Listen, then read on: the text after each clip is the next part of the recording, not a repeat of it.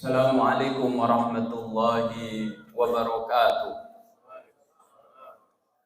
Allahu Akbar, Allahu Akbar, Allahu Akbar, Allahu Akbar, Allahu Akbar, Allahu Akbar, Allahu Akbar, Allahu Akbar, Allahu Akbar, Allahu Akbar walillahil hamd.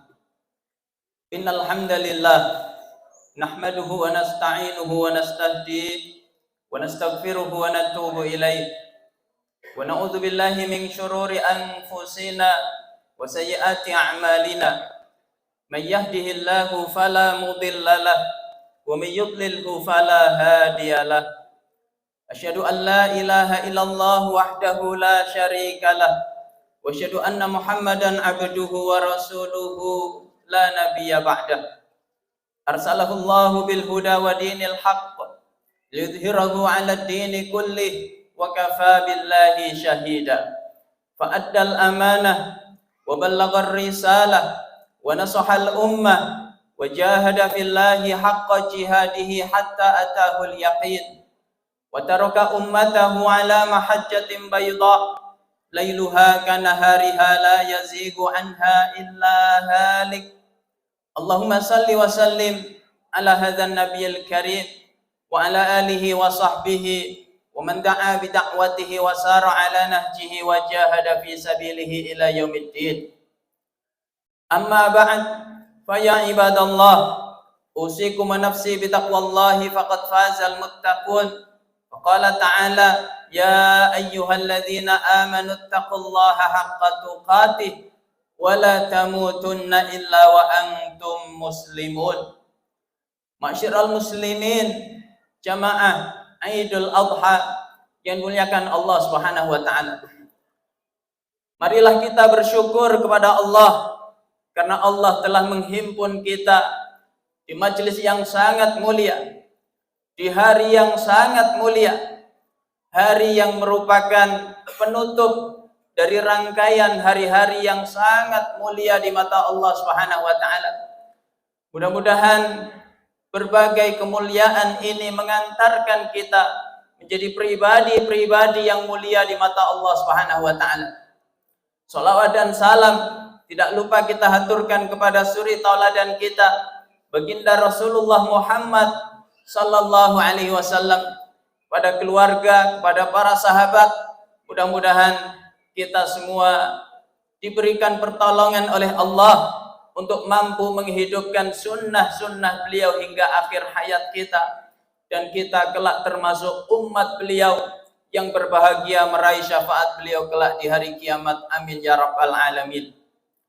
Jemaah dimuliakan oleh Allah, pertama khatib berpesan pada diri khatib khususnya dan kita semua pada umumnya, mari kita maksimalkan nikmat-nikmat Allah di sepanjang kehidupan kita untuk membangun iman dan takwa kita kepada Allah Subhanahu wa taala. Karena sesungguhnya keberkahan demi keberkahan di sepanjang kehidupan kita ditentukan oleh iman dan takwa kita kepada Allah Subhanahu wa taala.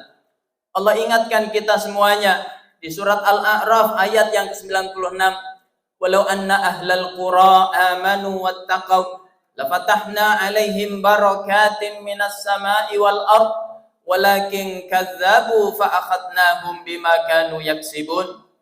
Seandainya penduduk negeri itu beriman dan bertakwa, niscaya kami bukakan keberkahan demi keberkahan baik dari langit maupun dari bumi. Tetapi mereka mendustakan ayat-ayatku, maka mereka pun kami azab disebabkan apa yang mereka perbuat.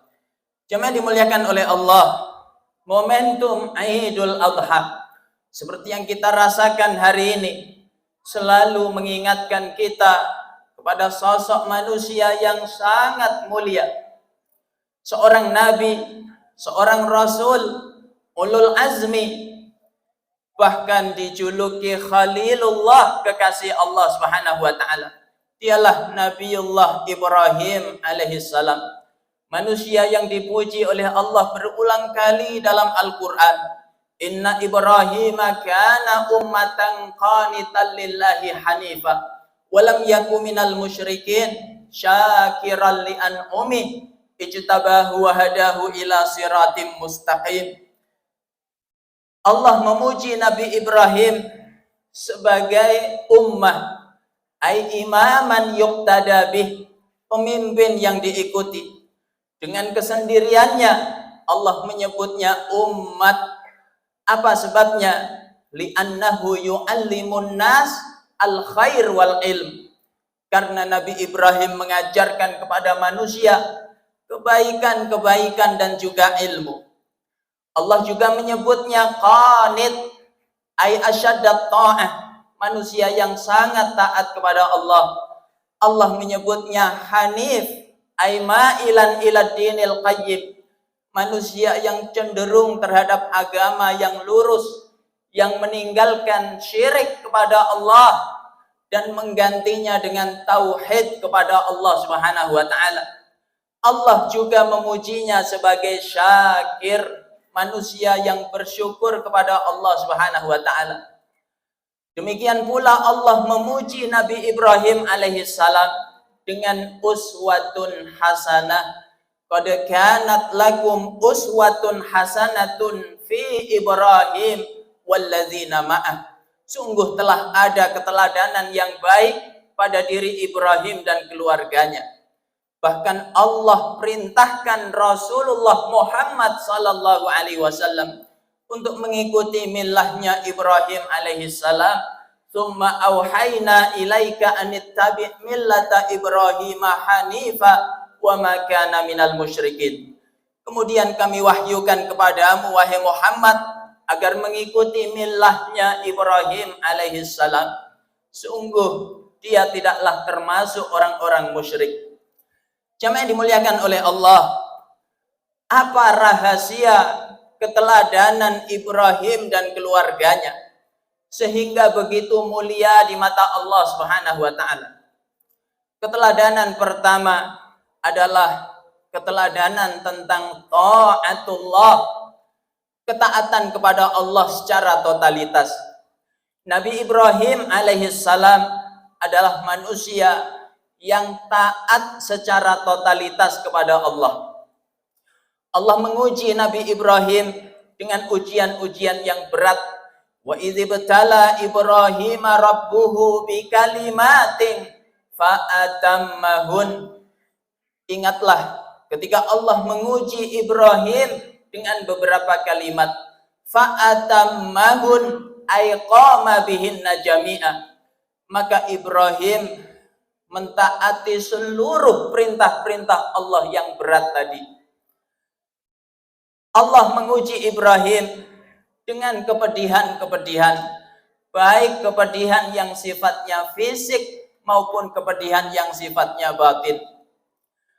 Allah menguji Nabi Ibrahim dengan khitan, padahal umur beliau tidak lagi muda. Umur beliau hari itu sudah 80 tahun. Maka kata Nabi, ikhtatana Ibrahim alaihi salam wa huwa ibnu thamanin bil qaddum. Nabi Ibrahim berkhitan saat umur beliau 80 tahun. Alat khitan paling canggih hari itu adalah kapak. Belum ada obat anestesi, belum ada obat penghilang sakit. Betapa pedih dirasakan oleh Nabi Ibrahim alaihissalam demi mentaati perintah Allah Subhanahu wa taala. Allah juga menguji Nabi Ibrahim dengan kepedihan-kepedihan batin. Ketika Nabi Ibrahim sekian tahun lamanya merindukan hadirnya keturunan.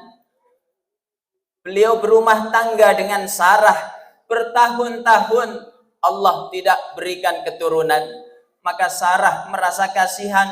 Beliau persilahkan Ibrahim untuk menikah dengan Hajar. Barulah lahir keturunan. Namanya Ismail alaihissalam. Lalu diuji oleh Allah untuk meninggalkannya di sebuah tempat yang tidak ada tanda-tanda kehidupan sama sekali. Maka Nabi Ibrahim taat kepada Allah. Begitu Ismail telah sampai pada usia yang mulai bisa membantu ayahnya. Pada saat seperti itulah rasa cinta seorang ayah semakin besar kepada anaknya. Tiba-tiba Allah menguji dengan ujian yang berat, ujian yang sangat tidak masuk akal. Allah memerintahkan Ibrahim untuk menyembelihnya. Falamma balagha ma'ahu sa'ya qala ya bunayya inni ara fil manami anni azbahuka fanzur madza tara qala ya abati fa'al ma tu'mar satajiduni insyaallahu minas sabirin. Lagi-lagi Ibrahim taat kepada Allah Subhanahu wa taala. Inilah iman. Keimanan yang benar menghadirkan ketaatan yang totalitas kepada Allah Subhanahu wa taala. Begitulah cara generasi terbaik membuktikan keimanan mereka kepada Allah, yaitu dengan taat secara totalitas. Ketika di zaman Rasulullah SAW, hari itu khamr sudah menjadi tradisi yang sangat mengakar kuat di tengah masyarakat, menjadi budaya, menjadi gaya hidup, bahkan sumber ekonomi yang sangat menjanjikan. Tapi kemudian diharamkan secara total oleh Allah. Turunlah ayat 90 dan 91 surat Al-Maidah. Ya ayyuhalladzina amanu innamal khamru wal maisiru wal ansabu wal azlamu rijsum min amali syaitan fajtanibuhu la'allakum tuflihun. Innama yuridu syaitanu ayyuqi'a bainakumul adawata wal baghdha'a fil khamri wal maisir wa yasuddakum an dzikrillahi wa anis shalah fahal antum muntahun. Kata Allah, hai orang-orang yang beriman, sesungguhnya khamr, judi, menyembah berhala, mengundi nasib dengan anak panah, ini adalah perilaku kotor, perilakunya setan. Jauhi agar kalian beruntung. Sesungguhnya setan hendak menimpakan benih-benih perpecahan, benih-benih permusuhan di tengah-tengah kalian melalui khamr dan judi, dan menjauhkan kalian dari jalan Allah dan juga dari salat. Maka adakah kalian termasuk orang-orang yang berhenti? Maka seketika kaum muslimin hari itu merespon perintah Allah dengan taat. Mereka menjawab, intahaina ya Rab, intahaina. Kami berhenti ya Allah, kami berhenti. Maka mereka menumpahkan seluruh persediaan khamr yang mereka miliki. Maka hari itu daratan digenangi oleh khamr.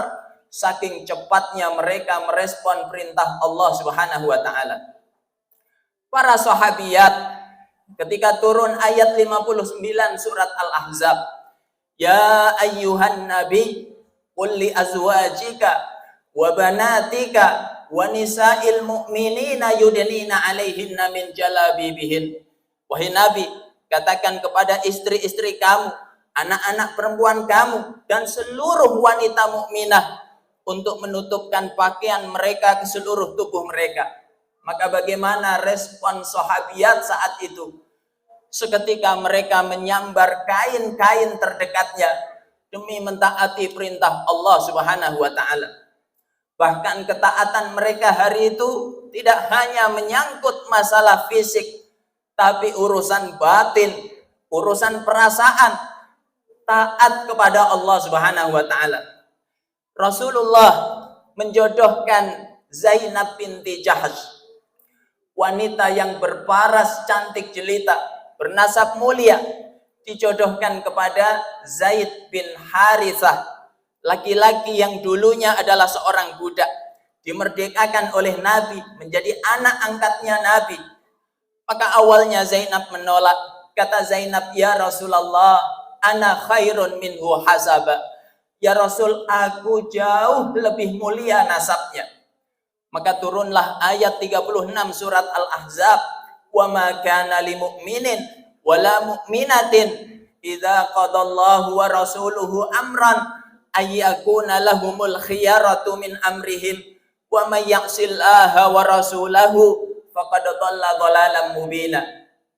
Tidak pantas bagi seorang mukmin laki-laki maupun mukminah, mukmin wanita, jika Allah dan Rasulnya telah menetapkan perkara atasnya, lalu dia memilih pilihan lain selain pilihan Allah dan Rasulnya. Siapa yang maksiat kepada Allah dan Rasulnya, maka sungguh dia telah sesat dengan kesesatan yang nyata. Seketika Zainab meralat perasaannya. Dia berkata, inni ati'ullah wa rasulah. Sungguh aku taat kepada Allah dan Rasulnya. Maka dia berkata, ya Rasulullah, nikahkan aku dengan siapapun yang engkau ridhoi. Inilah iman. Buktinya adalah ketaatan yang totalitas kepada Allah Subhanahu wa taala. Maka jamaah yang dimuliakan oleh Allah, kenapa kita hari ini salat, kita membaca Al-Qur'an, kita thalabul ilmi, kita berdakwah di jalan Allah, kita amar ma'ruf nahi mungkar, tidak lain tidak bukan karena taat kepada Allah Subhanahu wa taala. Allahu akbar, Allahu akbar, Allahu akbar walillahil hamd. Jemaah dimuliakan oleh Allah, keteladanan kedua dari kehidupan Ibrahim dan keluarganya adalah pelajaran tentang at-tawakkulu 'ala Allah. Tawakal kepada Allah Subhanahu wa taala. Ketika Nabi Ibrahim alaihissalam diperintahkan oleh Allah untuk meninggalkan istri dan anaknya di sebuah lembah yang tidak ada tanda-tanda kehidupan di dalamnya, maka Nabi Ibrahim memberikan bekal 2 kantong. 1 kantong berisi makanan, 1 kantong berisi air minum. Kira-kira bekal itu hanya cukup untuk 2 hari saja. Maka Hajar mempertanyakan keputusan suaminya. Dia bertanya, wahai Ibrahim, apakah engkau tega meninggalkan kami di tempat seperti ini? Ibrahim alaihissalam meskipun seorang rasul, tapi di sisi yang lain dia juga seorang suami dan seorang ayah. Tidak ada suami dan ayah yang tega meninggalkan istri dan anaknya di tempat seperti itu. Maka Ibrahim tidak mampu menjawab pertanyaan istrinya. Dia diam 1000 bahasa. Maka istrinya sadar, suaminya bukanlah manusia biasa. Suaminya utusan Allah. Ini pasti perintah Allah. Hajar bertanya, Allahu amaroka hada. Apakah Allah yang memerintahkanmu untuk melakukan ini? Ibrahim menjawab, na'am, iya. Maka seketika Hajar meresponnya dengan tawakal kepada Allah. Dia berkata, idzan la yudayyi'ani Allah. Kalau begitu Allah tidak akan menyia-nyiakanku. Inilah tawakal, sidqul i'timad 'ala Allah azza wa jal. Bersandarnya hati secara benar hanya kepada Allah Subhanahu wa taala.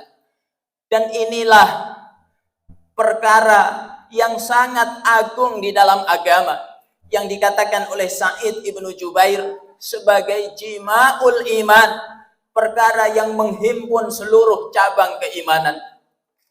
Sebuah perkara yang sering diperintahkan oleh Allah di dalam Al-Quran, perkara yang pelakunya sangat dicintai oleh Allah. Fa'idha azamta fatawakkal 'ala Allah, innallaha yuhibbul mutawakkilin. Dan inilah perkara yang menyebabkan manusia dicukupi kehidupannya oleh Allah Subhanahu wa taala. Maka jemaah yang dimuliakan oleh Allah, begitu bekal yang ditinggalkan oleh Ibrahim telah habis, Hajar mulai lapar, mulai haus, air susunya tidak lagi keluar. Ismail menangis karena kehausan. Maka Hajar berlari-lari kecil dari Safa ke Marwah mencari air. Siapa yang menyangka ternyata bekas hentakan kaki Ismail yang saat itu masih bayi, memancarlah air yang segar, yang menyehatkan, yang hari ini diminum jutaan manusia setiap harinya tidak pernah habis, yaitu air Zam-Zam. Begitu orang yang bertawakal kepada Allah dicukupi oleh Allah Subhanahu wa taala. Wa may yatawakkal 'ala Allah fa huwa hasbuh. Siapa yang bertawakal kepada Allah, maka Allah akan mencukupinya. Dari masa ke masa, begitu Allah menyadarkan kepada kita, tidak ada satupun hamba bertawakal kepada Allah kecuali Allah akan mencukupinya. Jamaah yang dimuliakan oleh Allah, ada seorang ulama besar, Imam Hatim Al-Asam. Satu ketika rasa rindunya terhadap Baitullah sudah membuncah di dadanya. Dia ingin menunaikan ibadah haji. Maka dia pun meminta izin kepada keluarganya. Istrinya keberatan, anak-anaknya keberatan. Hanya satu anak yang mengizinkannya. Anak itu paling kecil, umurnya baru 10 tahun, tapi dia hafizah, hafal Al-Quran. Anak itu berkata, "Wahai ayah, pergilah, tunaikan perintah Allah, serahkan urusan kami kepada Allah Subhanahu wa ta'ala." Maka berangkatlah Imam Hatim Al-Asam. Dia mengikuti satu kafilah rombongan haji. Di tengah perjalanan, pemimpin kafilah itu disengat hewan berbisa. Saking dahsyatnya racunnya, hampir-hampir pemimpin kafilah itu meninggal dunia. Maka anggota kafilah itu berkata, "Kenapa kita tidak meminta ruqyah kepada ulama besar di belakang kita, orang saleh, ahli ibadah, Imam Hatim Al-Asam?" Akhirnya diruqyah oleh Imam Hatim Al-Asam, atas izin Allah langsung sembuh. Maka pemimpin itu berkata, "Wahai imam, mulai sekarang bekal Anda hingga ke tanah suci, selama di tanah suci hingga pulang ke tanah air menjadi tanggungan saya." Maka Imam Hatim Al-Asam munajat kepada Allah, "Ya Allah, Engkau telah tunjukkan kebesaranmu kepadaku, maka tolonglah tunjukkan kebesaranmu kepada keluarga yang aku tinggalkan." Bagaimana nasib keluarga Imam Hatim Al-Asam? Setelah ditinggal beberapa hari oleh beliau, bekal di rumah itu mulai habis. Bahkan tinggal air minum saja. Maka satu keluarga menyalahkan anak paling kecil tadi. "Ini gara-gara kamu, kenapa izinkan ayah kita pergi?" Maka anak kecil itu mengajarkan sebuah pelajaran besar tentang tawakal kepada Allah. Dia berkata, "Sungguh ayah kita menitipkan kita kepada Allah, Zat yang maha memberi rezeki. Dia tidak pernah tidur, tidak pernah mati." Maka tidak lama kemudian pintu rumah diketuk. "Assalamualaikum." "Waalaikumsalam. Adakah air minum di rumah ini?" Pangeran sedang kehausan, kehabisan air minum. Maka pemilik rumah itu berkata, "Memang tinggal air minum di rumah ini." Maka diberikanlah air minum itu. Pangeran minum dengan sangat lahap karena dia kehausan. Setelah itu dia bertanya, "Ini rumahnya siapa?" "Ini rumahnya Imam Hatim Al-Asam." "Masya Allah, ulama besarnya kaum muslimin itu." "Iya." "Kemana beliau?" "Beliau sedang berangkat haji ke Baitullah." Maka pangeran kemudian membuka sabuknya yang bertahtakan permata, diletakkan di pintu rumah Imam Hatim Al-Asam. Lalu beliau berkhutbah, "Siapa di antara kalian yang mengaku sebagai pengikutku, lakukan seperti yang aku lakukan." Maka seluruh pasukan membuka sabuk mereka yang bertahtakan permata, diletakkan di pintu rumah Hatim Al-Asam. Maka jamaah yang dimuliakan oleh Allah, sabuk-sabuk itu kemudian diborong oleh konglomerat. Seketika keluarga Imam Hatim Al-Asam yang sebelumnya paling miskin di daerahnya berubah menjadi keluarga yang paling kaya di daerahnya. Maka satu keluarga itu saling pandang kebingungan. Anak kecil kemudian lagi-lagi mengajarkan pelajaran besar tentang tawakal kepada Allah. Kata anak kecil itu, "Lihatlah, satu pandangan manusia telah mencukupi seluruh kebutuhan kita. Bagaimanakah dengan pandangan Allah Subhanahu wa ta'ala? Ketahuilah, ayah kita menitipkan kita kepada Allah, Zat yang memberi rezeki, Zat yang tidak pernah tidur dan tidak pernah mati." Jemaah yang dimuliakan oleh Allah, Maka betul sabda Rasulullah sallallahu alaihi wasallam, "Lau annakum tatawakkaluna 'ala Allahi haqqa tawakkulih, la razaqakum kama yarzuqut thair taghdu himasa wa taruhu bitana." Andaikan kalian bertawakal kepada Allah dengan tawakal yang sebenarnya, maka niscaya Allah akan memberi rezeki kepada kalian seperti Allah memberi rezeki kepada seekor burung. Burung keluar dari sarangnya dalam keadaan lapar, maka pulangnya dalam keadaan kenyang. Bahkan orang yang bertawakal kepada Allah, tidak hanya Allah jamin keselamatan dunianya, tapi hingga akhiratnya. Kata Nabi sallallahu alaihi wasallam menceritakan kondisi umatnya di hari kiamat. Wa minhum sab'una alfan yadkhuluna al-jannata bila hisabin wala azab. Ada 70.000 dari umatku ini masuk surga tanpa hisab, tanpa azab. Siapa mereka? Humul ladzina la yastarqun wa la yatatayyarun wa ala rabbihim yatawakkalun. Di antara mereka adalah manusia-manusia yang bertawakal kepada Allah Subhanahu wa taala. Allahu akbar, Allahu akbar, Allahu akbar walillahil hamd. Jemaah dimuliakan oleh Allah. Keteladanan yang ketiga dari keluarga Ibrahim alaihissalam adalah al-mujahadatu fi talabir rizqil halal. Bersungguh-sungguh dalam mencari rezeki yang halal. Jemaah dimuliakan oleh Allah. Ketika bekal yang ditinggalkan oleh Ibrahim telah habis, maka Hajar bersungguh-sungguh mencari rezeki yang halal hingga berlari-lari kecil dari Safa ke Marwah.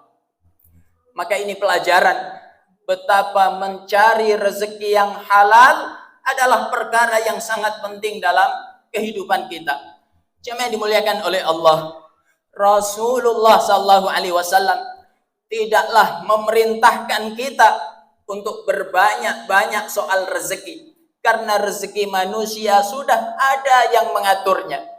Tapi tugas kita semuanya hari ini adalah memastikan bahwa seluruh rezeki yang kita peroleh, yang kita bawa pulang ke rumah kita suapkan ke anak istri kita, benar-benar rezeki yang halal. Kata Nabi, la tastabti'ur rizqa. Jangan pernah kalian menganggap rezeki kalian datangnya lambat. Fa innahu la yamutal abdu illa waqad balaghahu hadzuhu minar rizqi. Tidak ada satupun hamba yang diwafatkan oleh Allah kecuali seluruh jatah rezekinya telah Allah berikan kepadanya. Maka kata Nabi, fattaqullah wa ajmilu fit talab. Takutlah kalian kepada Allah, perbaiki cara kalian mencari rezeki. Bagaimana caranya? Akhdul halal wa tarkul haram, yaitu hanya mengambil yang halal dan meninggalkan yang haram. Jemaah dimuliakan oleh Allah, rezeki yang halal berhubungan dengan perkara-perkara yang sangat penting dalam agama.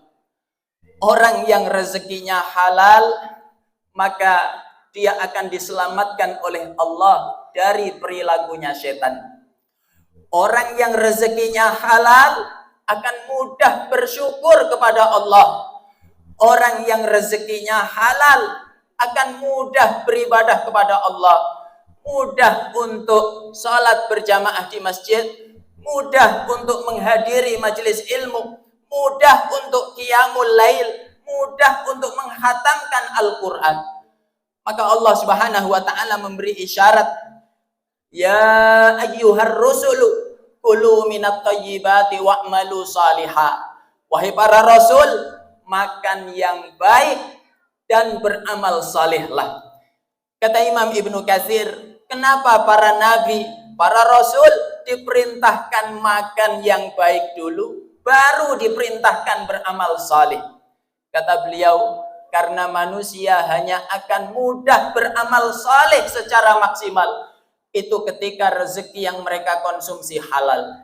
Tapi ketika rezeki yang mereka konsumsi haram menyebabkan tubuh mereka berat digunakan untuk beribadah pada Allah Subhanahu wa taala. Kemudian jamaah yang dimuliakan oleh Allah, rezeki yang halal menyebabkan doa kita mustajab di sisi Allah. Rasulullah menyampaikan di dalam hadisnya, "Tsumma dzakara ar-rajula yutilu safar ash'as aghbar yamuddu yadayhi ila sama yaqulu ya rabbi wa mat'amuhu haram wa mashrabuhu haram wa malbasuhu haram wa ghudhiya bil haram anna yustajabulah." Rasulullah mengisahkan musafir. Kenapa harus musafir? Karena seharusnya musafir itu doanya mustajab di sisi Allah. Tapi ada musafir menempuh perjalanan jauh, badannya lusuh berdebu. Dia menengadahkan tangan ke langit. Dia mengadu, ya Allah, ya Allah. Tapi makanannya haram, minumannya haram, pakaiannya haram. Setiap hari disuplai dari yang haram. Bagaimana mungkin doanya diijabah oleh Allah Subhanahu wa taala? Jemaah yang dimuliakan oleh Allah, sebagai renungan untuk kita semuanya. Imam Ibrahim bin Adham, seorang ulama yang terkenal doanya mustajab. Satu ketika beliau membeli sekantong kurma. Jatuhlah 2 butir kurma. Beliau tanpa ragu mengambilnya, lalu beliau memakannya. Maka dalam sebuah salat Allah tampakkan mukasyafah. 2 malaikat berbincang. Inikah Ibrahim bin Adham, manusia yang doanya mustajab itu? Kata malaikat yang satu itu dulu, sekarang tidak lagi mustajab karena dia makan 2 butir kurma yang haram. Terperanjatlah Imam Ibrahim bin Adham. Beliau kembali ke Makkah. Beliau mencari pedagang kurma. Rupanya dia sudah wafat, diteruskan oleh anaknya. Maka Imam Ibrahim bin Adham menyampaikan maksudnya, minta agar 2 butir kurma tadi dihalalkan. Anak yang soleh itu berkata, wahai imam, kami ingin sekali menghalalkan 2 butir kurma itu. Tapi itu sudah masuk kategori warisan. Aku punya 11 bersaudara. Mereka juga harus ikut menghalalkannya. Maka dimintalah alamat 11 bersaudara tadi. Mereka kemudian seluruhnya menghalalkan. Maka dalam satu sholat Allah kembali tampakkan mukasyafah. 2 malaikat berbincang. Inikah Ibrahim bin Adham, orang yang tertolak doanya gara-gara 2 butir kurma yang haram? Kata malaikat yang satu itu dulu, sekarang doanya sudah mustajab karena 2 butir kurma itu telah dihalalkan. Maka jemaah yang dimuliakan oleh Allah, bayangkan sekedar 2 butir kurma tapi haram, itu sudah cukup menghambat kemustajaban doa kita di sisi Allah. Apalagi jika rezeki kita bersumber dari yang haram. Na'udzubillah min dzalik. Maka penting kita hari ini merenung, seandainya doa kita tidak diijabah oleh Allah, jangan-jangan sebabnya adalah karena kita mengkonsumsi rezeki yang haram. Kemudian jemaah yang dimuliakan oleh Allah, rezeki yang halal menyebabkan kita kelak meraih surga Allah. Tapi sebaliknya rezeki yang haram menjerumuskan kita dalam nerakanya Allah Subhanahu wa taala. Imam Al-Bukhari meriwayatkan sebuah kisah dari Aisyah radhiyallahu anha tentang ayahnya Abu Bakar As-Siddiq. Abu Bakar As-Siddiq diberi makanan oleh sahabatnya. Maka Abu Bakar tidak ragu memakannya. Setelah itu Abu Bakar bertanya, dari mana makanan ini? Dia menjawab, ini aku beli dari hasil perdukunan di masa lalu. Begitu Abu Bakar tahu ini dibeli dari hasil perdukunan yang kata Nabi haram, seketika Abu Bakar memasukkan jarinya hingga tenggorokannya. Abu Bakar muntah-muntah, kata Aisyah radhiyallahu anha, hatta qa'a kullama fi batnih, sampai ayahku Abu Bakar As-Siddiq memuntahkan seluruh isi perutnya. Maka sahabatnya ketakutan, wahai Abu Bakar cukup, jangan kamu teruskan, aku khawatir kamu mati. Kata Abu Bakar As-Siddiq, andaikan aku mati karena ini aku rela. Karena aku mendengar Rasulullah mengatakan kullu lahmin nabata minas suhti fannaru aula bih. Setiap daging yang tumbuh dari makanan yang haram, maka hanya neraka tempat kembalinya. Maka jamaah yang dimuliakan oleh Allah, apalah arti kehidupan kita hari ini?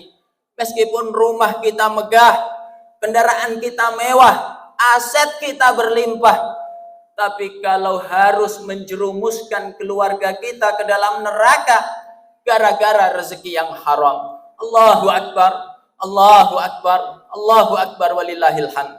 Terakhir jamaah yang dimuliakan oleh Allah, keteladanan dari kehidupan Ibrahim alaihissalam adalah keteladanan tentang tarbiyatul aulad, mendidik anak. Ibrahim alaihissalam adalah seorang ayah yang sukses mendidik anaknya. Apa tanda kesuksesan itu? Yaitu ketika menyaksikan anak-anak kita hari ini taat kepada Allah Subhanahu wa taala. Makanya Imam Hasan Al-Basri ketika ditanya tentang apa makna qurratu a'yun dalam doa yang sering kita panjatkan, Rabbana hablana min azwajina wa dzurriyyatina qurrata a'yun. Ya Allah, jadikan anak istri kami adalah penyejuk hati bagi kami. Kata Imam Hasan Al-Basri, idza ra'aitahum fi ta'atillah. Kalau kalian melihat anak-anak kalian berada dalam ketaatan kepada Allah Subhanahu wa taala. Ismail alaihissalam adalah anak yang sangat taat kepada Allah sehingga di usianya yang masih sangat muda diuji dengan perintah yang begitu berat, perintah untuk disembelih, maka dia taat kepada Allah. Ya abatif alma tu'mar satajiduni insyaallahu minas sabirin. Wahai ayahku tercinta, tunaikan apa yang Allah perintahkan kepadamu, niscaya engkau mendapatiku termasuk orang-orang yang sabar. Apa rahasia Ibrahim di dalam mendidik anak-anaknya? Pertama, yaitu solahul walid, kesalehannya sebagai orang tua. Kalau kita ingin mencetak anak-anak kita soleh dan solehah, maka harus diawali dengan kesolehan dan kesolehahan kita hari ini sebagai ayah ibunya. Begitu isyarat Allah dalam ayat 82 surat Al-Kahfi yang sering kita baca di hari Jumat. Wa ammal jidaru fakana li gulamaini yatimaini fil Madinah wa kana tahtahu kanzul lahuma wa kana abuhuma salihah fa arada rabbuka ay yablugha ashuddahuma wa yakhruja kanzahuma rahmatan min rabbik wa ma fa'altuhu an amri dzalika ta'wilu ma lam tasti' alaihi sabra. Jamaah dimuliakan oleh Allah, adapun dinding yang mau roboh itu kenapa aku tegakkan? Kata Khidir alaihi salam, di baliknya terdapat harta simpanan milik dua orang anak yatim yang tinggal di sebuah kota. Yang keduanya, yang orang tua mereka dulu adalah orang tua yang salih. Maka kata Imam Ibnu Katsir, hadhil ayah dalilun bi anna ar-rajula salih yubaraku lahu fi dzurriyyati. Ayat ini dalil betapa orang yang saleh keturunannya diberkahi oleh Allah Subhanahu wa taala. Dan begitulah sunnatullah yang terjadi di setiap masa. Di abad pertama kita mengenal Khalifah Umar bin Abdul Aziz, dijuluki Al-Khalifatur Rasyidatul Khamisah, Khulafaur Rasyidin yang kelima. Saking miripnya kepemimpinannya dengan Khulafaur Rasyidin. Bagaimana bisa muncul generasi seperti ini? Beliau adalah cicitnya Umar bin Khattab radhiyallahu anhu. Satu malam Umar melihat-lihat keadaan rakyatnya. Ketika rumah-rumah lampunya sudah padam, ada satu rumah lampunya masih menyala. Umar mendekat, rupanya itu rumahnya penjual susu. Terdengarlah dialog ibu dan anak gadisnya. Nak, campur saja susu dengan air agar untung kita berlimpah. Kata anak gadis yang salehah itu, jangan bu, Umar melarang mencampur susu dengan air. Itu curang namanya. Kata ibunya, tenang, Umar jauh dari kita, dia tidak akan tahu. Maka anak gadis itu berkata, kalaupun Umar tidak tahu, bukankah Tuhannya Umar maha tahu? Maka Umar terharu dengan kesolehan anak ini. Dia pun pulang. Lalu besok dia kumpulkan anak laki-lakinya. Siapa di antara kalian yang sudah siap menikah? Saya, wahai ayah. Asim bin Umar tunjuk jari. Maka singkat cerita dinikahkanlah dengan putri penjual susu tadi. Dari pernikahan itu lahir seorang putri namanya Laila. Laila kemudian dinikahi oleh Abdul Aziz bin Marwan. Dari pernikahan itu lahirlah seorang khalifah yang berhasil mewarnai dunia dengan keadilan. Dicatat dengan tinta emas dalam sejarah, yaitu Umar bin Abdul Aziz. Dan begitu sejarah di masa-masa berikutnya bercerita kepada kita. Orang tua yang saleh diberkahi oleh Allah sehingga anak-anaknya menjadi saleh dan salihah. Ini yang pertama. Kedua, jamaah yang dimuliakan oleh Allah. Bagaimana Ibrahim mencetak generasi yang saleh? Yaitu dengan doa dan munajat yang tidak pernah putus kepada Allah Subhanahu wa taala. Betapa banyak Al-Quran mengabadikan doa-doanya Nabi Ibrahim alaihissalam. Rabbi habli minas salihin. Rabbi ja'alni muqimas salati wa min dzurriyyati. Rabbana wa taqabbal du'a. Maka jamaah yang dimuliakan oleh Allah, jika kita hari ini ingin mencetak anak-anak kita menjadi anak-anak yang saleh dan salihah, teladanilah Ibrahim alaihissalam. Jangan pernah putus mendoakan mereka. Doa orang tua adalah doa yang mustajab di sisi Allah Subhanahu wa taala. Mudah-mudahan interaksi kita terhadap kisah keluarga Ibrahim alaihissalam menjadikan kita manusia-manusia yang taat kepada Allah, tawakal kepada Allah, bersungguh-sungguh dalam mencari rezeki yang halal, dan menjadi orang tua yang bersungguh-sungguh dalam mencetak anak-anak kita menjadi anak-anak yang saleh dan salihah. Barakallahu li wa lakum fil Qur'anil azim wa nafa'ani wa iyyakum bima fihi minal ayati wa dzikril hakim. Aqulu qawli hadza wa astaghfirullahal azim li wa lakum wa li jami'il mu'minina wal mu'minat wal muslimina wal muslimat fastaghfiruhu innahu huwal ghafurur rahim. Allahumma shalli wa sallim ala sayyidina Muhammad.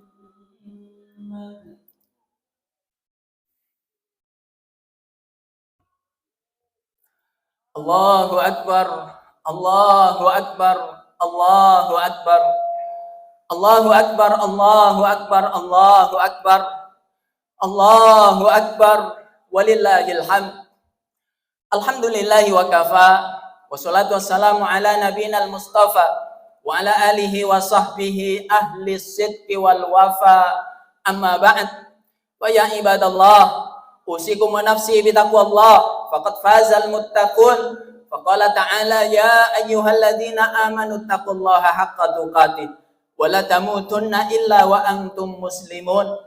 Wa'lamu anna Allah amarakum bi amrin bada'a bihi nafsah wa thanna malaikatah haitsu yaqul innallaha malaikatahu yusalluna 'alan nabi ya ayyuhalladzina amanu sallu 'alaihi wa sallimu taslima.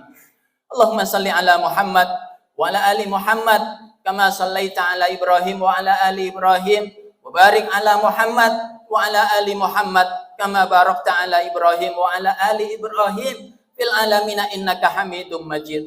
Wa sallim wardallahumma an sadatina Abi Bakar wa Umar wa Utsman wa Ali wa anis sahabati ajmain wa anit tabi'ina wa tabi'ihim bi ihsanin ila yaumiddin. Allahumma ighfir lil mu'minina wal mu'minat wal muslimina wal muslimat al ahya'i minhum wal amwat alladzina syahidu laka bil wahdaniyah wa li nabiyyika bir risalah wa matu ala dzalik. Allahumma ighfir lahum warhamhum wa afihim wa'fu anhum. Allahumma ij'al quburahum rawdatan min riyadil jinan ولا تجعل قبورهم حفرة من حفر النيران اللهم اغفر لنا ولإخواننا الذين سبقونا بالإيمان ولا تجعل في قلوبنا غلا للذين آمنوا ربنا إنك رؤوف رحيم اللهم أعز الإسلام والمسلمين وأذل الشرك والمشركين وأهلك الكفرة والظالمين وانصر عبادك الموحدين على أعدائك أعداء الدين اللهم انصر